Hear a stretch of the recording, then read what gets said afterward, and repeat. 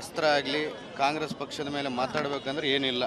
ಈಗ ಪ್ರಜ್ವಲ್ ರೇವಣ್ಣ ಕೇಸ್ ಏನಾಗಿತ್ತು ಅದನ್ನು ಡಿಫೆಂಡ್ ಮಾಡ್ಕೊಳಕ್ಕೆ ಅವರ ಲೀಡರ್ಗಳ ಹತ್ರ ಏನೂ ಇಲ್ಲ. ಏನು ಮಾತಾಡಿದ್ರು ಅದನ್ನ ಯಾರು ಬಿಡುಗಡೆ ಮಾಡಿದ್ರು, ಇದನ್ನು ಯಾರು ಬಿಡುಗಡೆ ಮಾಡೋರು ಅಂತೇಳಿ ಒಂದು ಡೈವರ್ಟ್ ಮಾಡೋ ಥರ ಮಾತಾಡ್ತಿದ್ರಲ್ಲ. ಇವತ್ತು ಏನೋ ಒಂದು ಯಾರೋ ಅಧಿಕಾರಿಗಳು ಇನ್ನೊಬ್ಬರು ಏನು ಮಾಡಿದಾರೋ ಅದನ್ನು SIT ತನಿಖೆಯಲ್ಲಿ ಹೊರಗೆ ಬರುತ್ತೆ. ಅದನ್ನು ತಗೊಂಡು ನಮ್ಮ ಮಂತ್ರಿಗಳು, ನಮ್ಮ ಜನಪ್ರಿಯ ಮಂತ್ರಿಗಳನ್ನ ಇಷ್ಟು ಒಳ್ಳೆಯ ರೀತಿಯಲ್ಲಿ ನಮ್ಮ ಬಳ್ಳಾರಿ ಅಭಿವೃದ್ಧಿನ ಮಾಡ್ಕೊಂಡು ಹೋಗ್ತಿರೋ ಮಂತ್ರಿಗಳನ್ನ ಬೇಕಂತೇಳಿ ಯಾವುದೋ ಒಂದು ಇಶ್ಯೂ ಬೇಕು ನಮಗೆ BJP ಅವ್ರಿಗೆ ಮಾತಾಡೋಕ್ಕಿಲ್ಲ.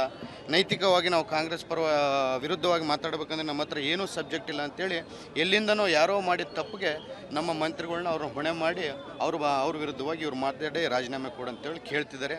ನಾವಿವತ್ತು ನಮ್ಮ ಆಂಜನೇಯಣ್ಣ ಆಗಿರ್ಬೋದು, ನಾವಾಗಿರ್ಬೋದು, ನಮ್ಮ ಮುಂಡ್ರಿಗೆ ನಾಗರಾಜಣ್ಣ ಆಗಿರ್ಬೋದು, ಎಲ್ಲರೂ ಕಾರ್ಯಕರ್ತರು ಎಲ್ಲರೂ ಸೇರಿ ಇಂಥ ಮಂತ್ರಿಗಳು ಸಿಗಬೇಕಂದ್ರೆ ನಮ್ಮ ಬಳ್ಳಾರಿ ಜಿಲ್ಲೆ ಜನತೆಗೆ ಭಾಳ ಒಂದು ಒಳ್ಳೆಯದ ಆಗಿದೆ. ನಮ್ಮ ಮಂತ್ರಿಗಳು, ಉಪಮುಖ್ಯಮಂತ್ರಿಗಳು ಇಂಥ ಜಿಲ್ಲೆ ಉಸ್ತುವಾರಿ ಸಚಿವರನ್ನು ಕೊಟ್ಟಿದ್ದಾರೆ. ಇಂಥವ್ರನ್ನ BJPಯವರು ಹೇಳ್ತಿರ್ತಾರೆ, ಆದರೆ ಇಷ್ಟು ದೊಡ್ಡ ಜನ ಅವ್ರ ಹಿಂದೆ ಇದ್ದಾರೆ. ಅವರು ಯಾರೋ ಅಧಿಕಾರಿಗಳು ಇನ್ನೊಬ್ಬರು ಬ್ಯಾಂಕ್ ಅವರು ಮಾಡಿದ ತಪ್ಪಿಗೆ ನಮ್ಮ ಮಂತ್ರಿಗಳನ್ನ ತಾವು ಯಾವುದರಲ್ಲಿ ತಪ್ಪು ಹಿಡಿಬಾರ್ದಂತೇಳಿ ನಾವು ಒಂದು ಮನವಿಯನ್ನು ಅವ್ರನ್ನ ಕೇಳ್ತೀವಿ. ತಮ್ಮ ಬೆಂಬಲಿಗರನ್ನು ಮತ್ತು ಆಫೀಸರ ನಿಯಂತ್ರಣ ಮಾಡೋದು ಫೇಲರ್ ಆದಂತ ಇಲ್ಲ, ಆ ಥರ ಅಲ್ಲ. ಈಗ ನೋಡಿ, ಅವರು ಮಂತ್ರಿಯಾಗಿ 9 ತಿಂಗಳಾಗಿತ್ತು, ಎಲ್ಲ ಸೆಟ್ರೇಟ್ ಮಾಡ್ಕೊತಿದ್ರು. ಒಂದೊಂದು ಅವ್ರು ಭಾಳಷ್ಟು ಕನಸುಗಳನ್ನ ಕಟ್ಕೊಂಡಿದ್ರು. ಈ ಪರಿಸ್ಥಿತಿ ಏನು ಅವ್ರಿಗೆ ಖಾತೆ ಸಿಕ್ಕಿತ್ತಲ್ಲ, ಆ ಖಾತೆಯಲ್ಲಿ ನಾನು ವಾಲ್ಮೀಕಿ ಸಮುದಾಯಕ್ಕೆ ಇದು ಮಾಡಬೇಕು, ಹಿಂದುಳಿದ ವರ್ಗದ ಜನತೆಗೆ ಇದು ಮಾಡಬೇಕು ಅಂತೇಳಿ ಭಾಳಷ್ಟು ಕನಸುಗಳನ್ನ ಇಟ್ಕೊಂಡಾಗ ಎಲ್ಲೋ ಒಂದು ರೀತಿಯಲ್ಲಿ ಯಾರೋ ಒಂದು ತಪ್ಪು ಮಾಡೋಕ್ಕೆ ಹೋದಾಗ ಎಲ್ಲವೂ ನಮ್ಮ ಕಣ್ಣಿಗೆ ಕಾಣುತ್ತಾ. ಈಗ ನಿಮ್ಮದೇ ಕಂಪ್ನಿ ಇರುತ್ತೆ. ಒಬ್ಬ ಆರೋಪಿ ಹೆಸರು ಕೇಳಿ ಬರ್ತಾ ಇದೆ, ಯಾರೋ ಲಿಕೆಂಟಿ ನಾಗರಾಜ್ ಹೆಸರು ಕೇಳಿ ಬರ್ತಾ ಇದೆ. ಅವ್ರು ಹಿಂದೆ BJP ಜೊತೆಗಿದ್ರು, ಅಂಥವ್ರ ಜೊತೆಗೆ ಇವ್ರು ಯಾಕೆ ಇಟ್ಕೊಂಡ್ರಂತ. ಈಗ ನೋಡಿ, ಒಂದು ಮಂತ್ರಿ ಆದಮೇಲೆ BJP ಕಾಂಗ್ರೆಸ್ ಅಂತಲ್ಲ, ಎಲ್ಲರೂ ಬರ್ತಿರ್ತಾರೆ ನಮ್ಮ ಆಫೀಸ್ಗಳಿಗೆ. ಈಗ ನನ್ನ ಆಫೀಸ್ಗೆ ಆಗಿರ್ಬೋದು, ಮಂತ್ರಿ ಅವ್ರ ಆಫೀಸ್ಗೆ ಆಗಿರ್ಬೋದು, ಇಂಥ ಕೆಲಸ ಇದೆ ಸರ್ ನಮಗೆ ಈ ಮಾಡಿಕೊಡಿ ಅಂತ ಎಲ್ಲರೂ ಬಂದಾಗ ನಾವು ಪಾರ್ಟಿ, ನೀನು BJPಯಲ್ಲಿದ್ದೆ ನಾನು ಕೆಲಸ ಮಾಡಿಕೊಡಲ್ಲಪ್ಪ, ನೀನು ದಳದಲ್ಲಿದ್ದೆ ನಾನು ಕೆಲಸ ಮಾಡ್ಕೊಡಲ್ಲ ಅಂತ ಹೇಳೋಕ್ಕಾಗಲ್ಲ. ಅವರು ಅಲ್ಲಿದ್ದಾಗ ಒಂದು ಇನ್ಸಿಡೆಂಟ್ ಆಗಿತ್ತು, ಮಂತ್ರಿ ಇದ್ದಾಗ, ಅವ್ರ ಮಂತ್ರಿ ಜೊತೆಗೆ ಇದ್ದಾಗ ಅಲ್ಲಿ ಕೂಡ ಇಂತ ಆಗಿತ್ತು. ಇದೆಲ್ಲ ಗೊತ್ತಿದೆಲ್ಲ ಮೋಸ ಹೋದ್ರೆ ಅಲ್ಲೆಲ್ಲ ಮೋಸ ಹೋಗೋದು ವಿಚಾರ. ಈಗ ಬರ್ತಿರ್ತಾರೆ, ಈಗ ಎಲ್ಲರೂ ಒಳ್ಳೆಯವರು ಕೆಟ್ಟವರು ಎಲ್ಲರೂ ಆಫೀಸಿಗೆ ಬರ್ತಿರ್ತಾರೆ, ಕೆಲ್ಸಗಳು ಕೇಳ್ತಿರೋ ಅಂದಾಗ ಒಂದು ಜವಾಬ್ದಾರಿ ಸ್ಥಾನದಲ್ಲಿದ್ದಾಗ ನೀನು ಬರಬೇಡಪ್ಪ ಅನ್ನೋಕ್ಕಾಗತ್ತಾ? ಒಂದು ಮನುಷ್ಯಗೆ ಮಾನತ್ವ ಇರುತ್ತಲ್ಲ. ಬಂದಿರ್ತಾರೆ, ಅವರು ಕೂತಿರ್ತಾರೆ, ಏನೋ ಕೆಲಸ ಕೇಳಿರ್ತಾರೆ, ಮಾಡಿಸ್ಕೊಂಡು ಹೋಗಿರ್ತಾರೆ. ಹೊರತು ನಮ್ಮ ಮಂತ್ರಿಗಳಿಂದ ಅವರಿದ್ದಾರೆ ಅನ್ನೋಕ್ಕೆ ತಪ್ಪದು. ಸರ್, ಈಗ ಪ್ರಮುಖವಾಗಿ ತೆಲಂಗಾಣಕ್ಕೆ ಯಾಕೆ ಹೋಯ್ತು, ಪೆಂಡಿಂಗ್ ಮಾಡಿದ್ದಾರೆ ಆ ದುಡ್ಡನ್ನ ಅನ್ನೋದು ಒಂದು ಕಡೆ BJPಯವ್ರು ಹೇಳ್ತಾರೆ. BJPಯವ್ರಿಗೆ ಇಶ್ಯೂ ಬೇಕು ಗುರು.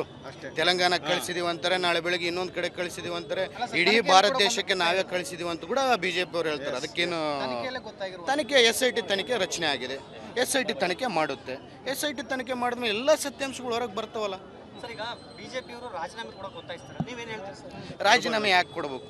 ತಪ್ಪೇ ನಾವು ಮಾಡಿಲ್ಲ, ನಾವು ರಾಜೀನಾಮೆ ಯಾಕೆ ಕೊಡಬೇಕು? ನಾವು ತಪ್ಪು ಮಾಡಿದಾಗ, ಇಷ್ಟಕ್ಕೆ ಮುಂಚೆ ಯಾರನ್ನು ಬೇರೆಯವ್ರು ತಪ್ಪು ಮಾಡಿದ್ರೆ ಅವ್ರು ರಾಜೀನಾಮೆ ಕೊಟ್ಟರು.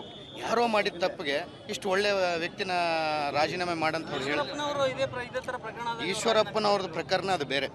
ಅದರಲ್ಲಿ ಈಶ್ವರಪ್ಪ ಖುದ್ದು ನನಗೆ 40% ಕೇಳ್ತಿದ್ದಾನೆ ಅಂತೇಳಿ ಕಾಂಟ್ರಾಕ್ಟರ್ ಹೆಸರು ಬರೆದೋಗಿತ್ತ, ಅದು ಪ್ರಕರಣ. ಸಚಿವರ ಮೌಖಿಕ ಆದೇಶ ಅಂತೇಳಿ ಅವರು ಬರೆದಿದ್ದಾರೆ ಅಂತ ನಮಗೆ ಅಲ್ಲಿ ಯಾವುದೋ ನಿಮ್ಮ ಮೀಡಿಯಾದಲ್ಲಿ ಬಂದಂಥ ನ್ಯೂಸಲ್ಲೇ ನಾನು ನೋಡಿದೆ. ಮೌಖಿಕ ಆದೇಶ ಅಂದರೆ ಈಗ ಆಫೀಸರ್ಗಳು ಕೆಲವಷ್ಟು ಮಂದಿ ಬೇರೆ ಚಿಕ್ಕ ಆಫೀಸರ್ಗಳು ಏನೋ ಒಂದು ಹೇಳೋಕೆ ಏನಂತಾರೆ, ಸಚಿವರು ಹೇಳಿದಾರಪ್ಪ ನೀನು ಮಾಡಬೇಕು ಅಂತೇಳಿ ಈಗ ಇಲ್ಲೇ ಬಳ್ಳಾರಿ ಅಲ್ಲಪ್ಪ ಯಾವುದೋ ಸಣ್ಣ ಆಫೀಸಲ್ಲಿ MLA ಹೇಳಿದಾರಂತಪ್ಪ ಮಾಡ್ಬೇಕಂತೇಳಿ ನಾವು ಹೇಳ್ದಂಗೆ 100 ಹೇಳ್ತಿರ್ತಾರೆ. ಅವ್ರದೇ ಖಾತೆ, ಅವ್ರದೇ ಜವಾಬ್ದಾರಿ ಇರುತ್ತೆ. ಒಂದು ಮನುಷ್ಯ ಒಂದು ತಪ್ಪು ಕೆಲಸ ಮಾಡ್ಬೇಕಂದಾಗ ಬೇರೆ ಅವ್ರನ್ನ ಹೆಸರುಗಳು ಸೇರಿಸ್ಕೊಂಡು ದೊಡ್ಡವ್ರ ಹೆಸರುಗಳು ಸೇರಿಸ್ಕೊಂಡು ಮಾಡ್ತಾರೆ. ನಿಮಗೆ ಗೊತ್ತಿರ್ಬೋದು, ಭಾಳಷ್ಟು ಅವ್ಯವಹಾರ ನಡೆದಾಗ ಮಿನಿಸ್ಟರ್ ಹೆಸರು ದುರ್ಬಳಕೆ ಮಾಡಿಕೊಂಡು ಯಾರು ಒಂದು ದುರುದ್ದೇಶದಿಂದ ಏನೋ ಒಂದು ಕೆಲಸ ಮಾಡಬೇಕು, ಇಂಥ ಪರಿಶಿಷ್ಟ ಪಂಗಡ ಸಂಘ ಇದು ಉದ್ದೇಶ ನಾವು ಏನಿಲ್ಲ, ಪೀಸ್ಫುಲ್ ಮಾರ್ಚು ತಗೊಂಡೋಗಿ DC ಅವ್ರ ಮುಖಾಂತರ ನಮ್ಮ DCM ಅವ್ರಿಗೆ CM ಅವ್ರಿಗೆ ಒಂದು ಮನವಿ ಪತ್ರ, ನಮ್ಮ ನಾಗೇಂದ್ರಣ್ಣ ಅವ್ರನ್ನ ರಾಜೀನಾಮೆ ತಗೋಬಾರ್ದು ಅಂತೇಳಿ ನಮ್ದೇನು ಮನವಿ ಇದೆ ಇದು ಇವತ್ತು ಕೊಡ್ತೀವಿ. ನಾಳೆ ನಾವು ಮುಖ್ಯಮಂತ್ರಿ